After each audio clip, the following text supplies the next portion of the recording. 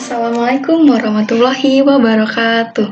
Perkenalkan, nama saya Aprilia Nurhidayati dari kelas PAI 6C, jurusan Pendidikan Agama Islam, Fakultas Agama Islam, Universitas Muhammadiyah Jakarta. Pada kesempatan kali ini, saya akan membahas tentang ikhlas dalam beribadah, mata pelajaran Al-Quran Hadis, kelas 10, bab 10. Sebelum kita memulai, alangkah baiknya kita mengucap lafaz basmalah. Bismillahirrohmanirrohim. Pada pertemuan sebelumnya, kita telah membahas surat Al-Bayyinah ayat 5.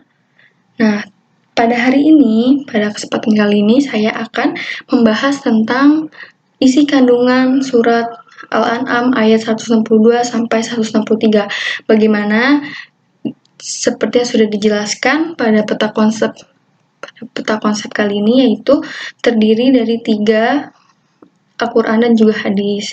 Yang terakhir hadis tentang keikhlasan dalam beribadah. Sebelum kita mengulas lebih jauh tentang ikhlas, kita akan mengulas balik tentang ibadah. Pada pertemuan sebelumnya, ibadah secara bahasa berarti merendahkan diri serta tunduk.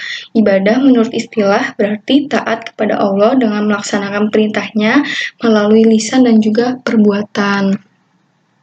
Sudah kita pelajari juga macam-macam ibadah menurut bentuknya.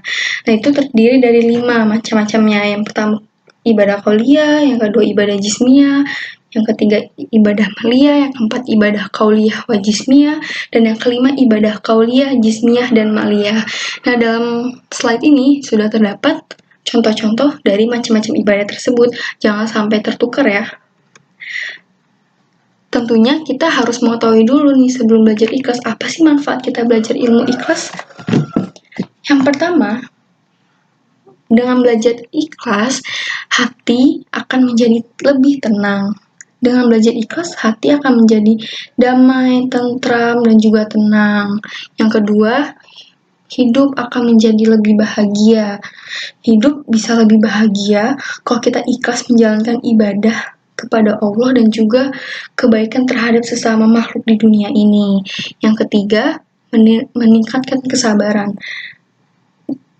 Ikhlas itu bisa meningkatkan level kesabaran kita loh. Kita dengan ikhlas dalam menjalankan setiap ibadah dan juga perbuatan kebaikan sesama makhluk, itu akan menaikkan level tingkat kesabaran kita. Nah, selanjutnya pada kesempatan kali ini kita akan membaca terlebih dahulu Quran surat Al-An'am ayat 162 dan juga 163. Kita baca bersama ya. A'udzubillahi minasyaitonirrajim. Bismillahirrohmanirrohim. Qul inna sholati wa nusuki wa mahyaya wa mamati lillahi rabbil alamin. La syarika lahu wa bidzalika umirtu ana awwalul muslimin. Yang artinya, katakanlah Muhammad, sesungguhnya sholatku, ibadahku, hidupku, dan matiku hanyalah untuk Allah, Tuhan seluruh alam. Tidak ada sekutu baginya, dan demikianlah yang diperintahkan kepadaku, dan aku adalah orang pertama-tama berserah diri atau muslim. Quran Surat Al-An'am ayat 162 sampai 163. Nah, dalam slide ini sudah saya rangkum isi kandungan Quran Surat Al-An'am menjadi 4 poin. Dapat kalian baca.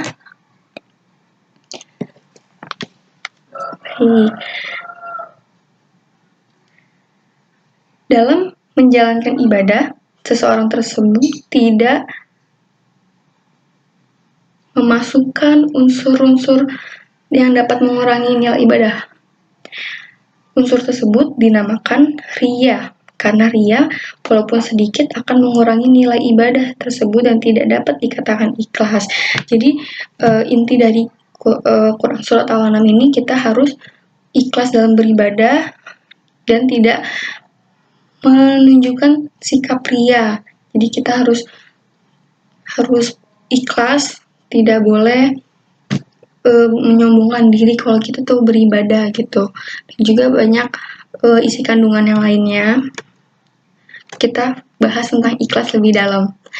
Ikhlas menurut bahasa adalah tulus dan bersih. Menurut istilah, ikhlas mengerjakan sesuatu kebaikan dengan semata-mata mengharapkan ridho Allah Subhanahu wa Ta'ala. Ikhlas merupakan perbuatan yang perlu diamalkan setiap umat Islam. Ikhlas menjadi salah satu obat hati yang dapat menyempurnakan ibadah seseorang. Ketika sudah sanggup bersikap ikhlas, hati akan merasa lebih damai, tidak mudah terpancing emosi, serta lebih mudah dalam menjalani ibadah. Nah, ikhlas itu bukan hanya sekedar ibadah kepada Allah Subhanahu wa Ta'ala saja, melainkan seluruh aspek kehidupan kita, kehidupan sehari-hari pun juga harus melibatkan ikhlas, seperti yang disebutkan di Quran Surat Al-An'am. Dalam terjemahannya menyebutkan hidupku dan matiku hanyalah untuk Allah. Jadi dalam hidup pun kita harus ikhlas hanya untuk mendapat ridho Allah Subhanahu wa Ta'ala. Nah, bagaimana sih ciri-ciri seseorang yang tertanam dalam dirinya jiwa ikhlas? Kita bahas di slide selanjutnya bersama contoh-contohnya. Nah, ini ada 4 ciri-ciri orang bersikap ikhlas. Yang pertama, bersungguh-sungguh dalam beramal. Yang kedua, mudah memaafkan kesalahan orang lain. Yang ketiga, beribadah hanya kepada Allah. Dan yang keempat, dalam berdakwah tidak mudah berselisih. Yang pertama, bersungguh-sungguh dalam beramal. Dalam satu hadis, Rasulullah menyebutkan 7 golongan yang akan masuk dalam naungan Allah Subhanahu wa Ta'ala. Salah satunya ialah seseorang yang bersedekah tanpa diketahui oleh tangan kirinya. Nah, dalam pernyataan tersebut bermaksud bahwa tidak ada seseorang yang berhak mengetahui bahwa kita telah beramal sekalipun itu anggota badannya sendiri. Kemudian yang kedua, mudah memaafkan kesalahan orang lain. Ketika seseorang sudah ikhlas dalam beribadah, hatinya akan tentram dan tidak mengenal dendam. Jadi ketika seseorang telah melakukan kesalahan terhadap kita, alangkah baiknya kita memaafkan kesalahan orang tersebut sebagaimana